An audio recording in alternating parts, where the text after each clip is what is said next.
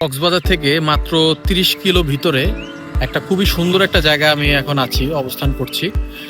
এখানে আসার কারণ হচ্ছে এখানে তাদের একটা অ্যাগ্রো ট্যুরিজম রিসোর্ট প্রজেক্ট মূলত তারা করবে।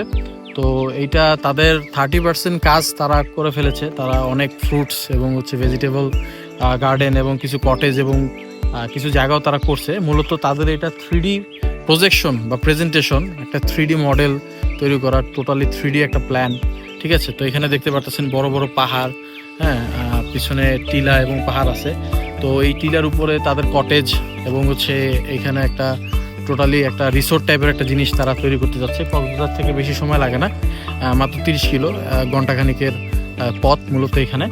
তো আমরা চেষ্টা করছি তাদেরকে এটা খুব সুন্দরভাবে একটা ভিডিও অ্যানিমেশন এবং হচ্ছে একটা ডকুমেন্টারি স্টাইলে তাদের টোটাল প্রজেক্টটা কীভাবে হাইলাইট করা যায় এই জিনিসটা নিয়ে কাজ করার জন্য।